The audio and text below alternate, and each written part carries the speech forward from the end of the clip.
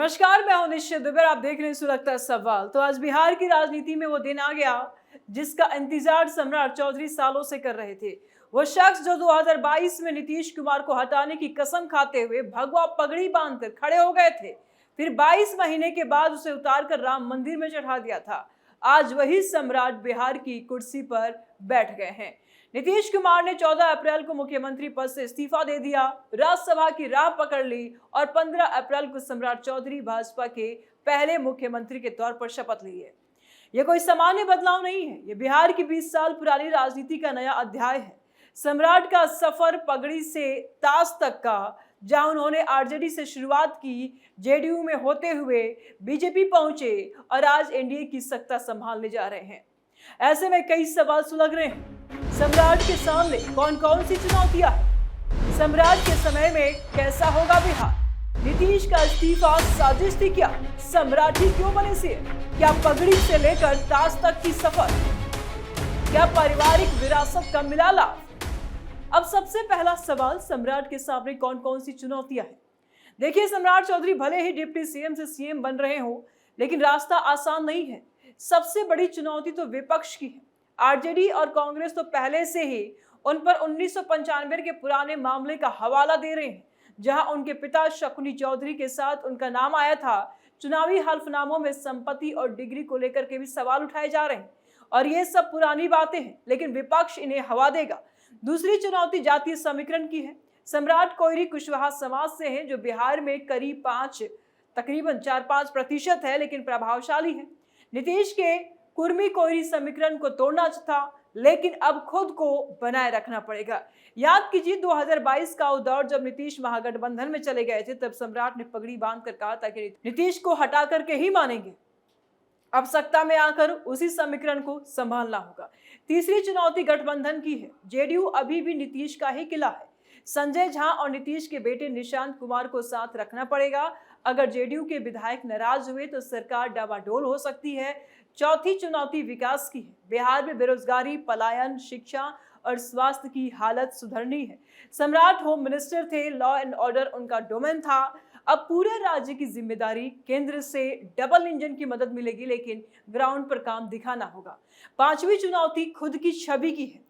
बार बार party बदलने का आरोप भी लग सकता है, जैसे नीतीश कुमार पर लगा कि बार बार गठबंधन ही बदल देते हैं वो। आरजेडी से बीजेपी तक का सफर भी, लेकिन सम्राट कहते हैं कि विकास के लिए बदलना कोई बड़ी बात नहीं है, बदलना पड़े तो बदलना ही चाहिए। ये चुनौतियां बड़ी है, लेकिन सम्राट का ट्रैक रिकॉर्ड बताता है कि वो फाइटर है। 2014 में जेडीयू गए, 2017 में बीजेपी, 2022 में राज्य अध्यक्ष बने, 2024 में डिप्टी सीएम। अब देखना है कि कुर्सी पर कितना टिक पाते हैं। सम्राट के समय में कैसा होगा बिहार? दूसरा सवाल, सम्राट के समय में बिहार कैसा होगा? कल्पना कीजिए एक ऐसा बिहार जहां डबल इंजन की रफ्तार बढ़े। सम्राट चौधरी बीजेपी के पहले सीएम हैं, तो केंद्र की योजनाएं तेजी से लागू होंगी, सड़क बनेगी, बिजली आएगी और बिजली प्रॉपर रहेंगी। वैसे भी बिजली बिहार में है, मजबूत है और अच्छे से रहेगी। पानी, निवेश, ये सब प्राथमिकता तो बनेगी ही। नीतीश के जमाने में साथ निश्चित है। अब सम्राट के समय में शायद इन्हें नई योजनाएं भी लाने का मौका मिलेगा। नई योजनाएं लेकर के आएंगे सम्राट, जैसे युवाओं को रोजगार देना, किसानों को बेहतर बाजार मिलना और महिलाओं को सुरक्षा देना। लॉ एंड ऑर्डर पहले से उनका फोकस था, उसको और मजबूत करना और इंफ्रास्ट्रक्चर्स बिहार में डेवलप करना, नई नई कंपनियों को बिहार में लेकर के आना, बिहार को एक टूरिस्ट हब भी बनाना। अब और सख्ती दिखाएंगे क्राइम को लेकर के। याद कीजिए 2024 से 25 के चुनाव के बाद गठबंधन की जीत, तब से सम्राट होम पोर्टफोलियो संभाल रहे थे। अपराध पर लगाम लगाने का दावा वे पहले ही करते थे। बिहार का भविष्य अब ज्यादा केंद्रित होगा। मोदी का विजन, अमित शाह का सपोर्ट, सम्राट का लोकल कनेक्शन, कोयरी कुशवाहा समाज को लगेगा कि उनका अपना आदमी है। तो जातीय समीकरण थोड़ा संतुलित हो सकता है, लेकिन चुनौती ये भी है कि पलायन रुके, उद्योग आए, मुंगेर, भागलपुर, पटना जैसे इलाकों में निवेश बढ़ेगा, शिक्षा में सुधार, सरकारी स्कूलों को प्राइवेट जैसा बनाने की कोशिश भी रहेगी कि उनकी एजुकेशन की जो क्वालिटी है वो इम्प्रूव हो। स्वास्थ्य में आयुष्मान जैसी योजनाएं और मजबूत होंगी। मेडिकल फील्ड में भी जनता को बड़ी राहत मिलेगी। सम्राट का समय विकास का समय हो सकता है, लेकिन विपक्ष कहेगा कि ये सब पुरानी स्कीम्स का नाम बदलना है। फिर भी मौजूदा अगर हालात देखें तो बिहार पहले से बेहतर दिख रहा है। 2025 के बाद की राजनीति में सम्राट अगर टिके तो बिहार 2030 तक नई ऊंचाई छू सकता है। नीतीश के लंबे शासन के बाद ये नया दौर, नई उम्मीद है। क्या है पगड़ी से लेकर ताज तक की सफर? तीसरा सवाल, क्या है पगड़ी से लेकर ताज तक की सफर? यह सफर थोड़ी फिल्मी है। सम्राट चौधरी का जन्म 16 नवंबर 1968 को मुंगेर के लखनपुर गांव में हुआ। पिता शकुनी चौधरी आर्मी से रिटायर, 6 बार तारापुर से विधायक, मां पार्वती देवी भी तारापुर से विधायक। घर में भी राजनीति की हवा थी। 1990 में आरजेडी से एंट्री मिली। 1999 में राबड़ी देवी सरकार में कृषि मंत्री बने।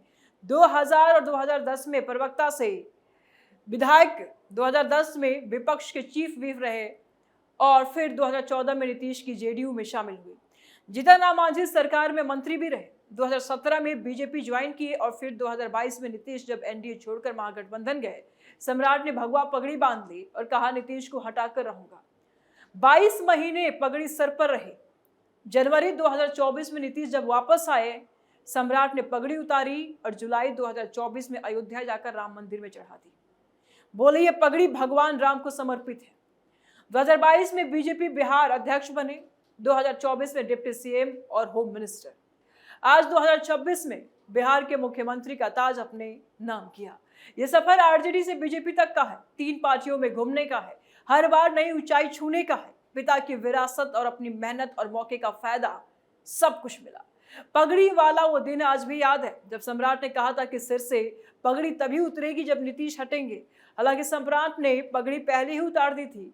आज वो दिन आ गया, ताज मिला। सफर लंबा था लेकिन मंजिल हासिल हुई। नीतीश का इस्तीफा क्या साजिश थी या जरूरत? सम्राट ही सीएम क्यों? चौथा सवाल बेहद महत्वपूर्ण, नीतीश का इस्तीफा साजिश थी या जरूरत? आखिर सम्राट चौधरी ही सीएम क्यों? क्या बीजेपी में कोई काबिल नेता नहीं था? यह साजिश शब्द बहुत भारी है। राजनीति में सब कुछ प्लान होता है। नीतीश कैबिनेट मीटिंग के बाद इस्तीफा दिए, राज्यसभा चले गए। बीजेपी ने सम्राट को चुना। क्या यह साजिश थी? तेजस्वी कहेंगे कि हाँ, ये साजिश थी। शुरू से विपक्ष कहता आया, क्योंकि 2024 में नीतीश वापस आए तो बीजेपी ने पहले ही तय कर लिया था कि एक दिन कुर्सी बीजेपी के पास आएगी। अमित शाह ने कहा था कि सम्राट को बड़ा बनाएंगे, सम्राट बनाएंगे सम्राट को। नीतीश ने खुद सम्राट पर भरोसा जताया था, लेकिन साजिश नहीं, ये रणनीति थी। नीतीश 80 के पार है, स्वास्थ्य ठीक नहीं है, बार बार यूटर्न लेते हैं। बीजेपी को लगता था कि अब स्थिर सरकार चाहिए बिहार को। सम्राट ही क्यों? क्योंकि ये नीतीश के भरोसेमंद हैं। बीजेपी और अमित शाह को भी इन पर ज्यादा भरोसा है। होम विभाग संभाल रहे थे, जेडीयू के साथ तालमेल रख सकते हैं। कोयरी चेहरा होने से कुर्मी कोयरी का बैलेंस बनेगा। आरजेडी के खिलाफ आक्रामक हो सकते हैं। 2022 का पगड़ी वाला वादा पूरा किया। विपक्ष कहेगा कि नीतीश को मजबूर किया गया, लेकिन फैक्ट्स ये है कि नीतीश ने राज्यसभा ज्वाइन किया और इस्तीफा दे दिया। सम्राट को बीजेपी ने चुना क्योंकि वे पार्टी के सबसे मजबूत ओबीसी फेस है। पिछले इंस्टेंस से अगर देखें 2024 में भी डिप्टी सीएम बनते समय ही ये चर्चा थी कि हो सकता है सम्राट को सीएम बनाया जाए। आज सत्ता हाथ में आई है, लोग साजिश के आरोप भी लगा सकते हैं। पहले से ही विपक्ष लगाता आ रहा है, लेकिन साजिश नहीं, ये स्मार्ट मूव है। सम्राट इसलिए क्योंकि वे फिट बैठते हैं। भरोसा नीतीश के और बीजेपी के जनता के जीत चुके हैं। क्या पारिवारिक विरासत का लाभ मिला? 5वां सवाल, क्या पारिवारिक विरासत का लाभ मिला? बिल्कुल मिला। सम्राट का पूरा राजनीतिक सफर पिता शकुनी चौधरी के विरासत पर ही टिका है। शकुनी आर्मी से थे। 1985 से 2010 तक तारापुर में 6 बार विधायक। कांग्रेस, समता पार्टी, आरजेडी, जेडीयू, यहां तक कि हिंदुस्तानी अवाम मोर्चा तक।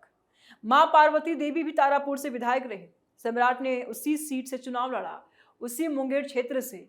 पिता की पार्टी बदलने की आदत सम्राट में भी दिखी, लेकिन विरासत ने कनेक्शन दिए। 1990 में आरजेडी में एंट्री आसान हुई क्योंकि पिता का नाम था, पहचान था। 2014 में जेडीयू गए तो पुराने रिश्ते काम आए। बीजेपी में भी पिता की छवि ने मदद की। विरासत सिर्फ नाम नहीं, वोट बैंक भी है। कोयरी समाज में शकुनी का सम्मान था, सम्राट को वो सम्मान मिला। बिना विरासत के इतना तेज सफर मुश्किल था, लेकिन सम्राट ने इसे मेहनत से बढ़ाया। आज जो ताज मिला है उसमें 50% माता पिता का भी हाथ है। विपक्ष कहेगा कि बेटा बाप की राह पर चल पड़ा है, लेकिन सच्चाई यह है कि राजनीति में विरासत सबसे बड़ा प्लस पॉइंट है और तेजस्वी क्या बोलेंगे वो तो खुद ही विरासत पर है। सम्राट चौधरी तेजस्वी की तरह परिवार से आए, लेकिन अपना रास्ता उन्होंने खुद बनाया। आज मुख्यमंत्री हैं और मुख्यमंत्री का पद वो संभाल रहे हैं, लेकिन कड़ी चुनौतियां हैं, कड़ी जिम्मेदारियां हैं सम्राट चौधरी के सर पे, उनके कंधे पे। अब अंत में सम्राट का ताज मिलना बिहार के लिए नया मौका है। पगड़ी वाला वादा पूरा हुआ, अब ताज संभालने का वक्त है। पिछले इंटर्न्स अगर देखें तो नीतीश के 9 बार सीएम बनने का रिकॉर्ड था, बार बार यू टर्न मारने का भी रिकॉर्ड था। आज सम्राट स्थिरता ला सकते हैं। मौजूदा हालात में बीजेपी का पहला सीएम बनना बड़ा संदेश है। चुनौतियां हैं, लेकिन सम्राट फाइटर है। बिहार का भविष्य अब उनके हाथ में है। विकास की नई कहानी लिखनी है। पगड़ी से ताज तक का सफर पूरा हुआ, अब ताज को चमकाने का समय है। बिहार को आगे बढ़ाने का समय है, बिहार को चमकाने का समय है। कमेंट बॉक्स में अपनी राय आप जरूर दें। वीडियो को लाइक करें, ज्यादा से ज्यादा शेयर करें, चैनल को सब्सक्राइब करें। जल्द मिलते हैं नए अपडेट के साथ। दीजिए इजाजत, नमस्कार।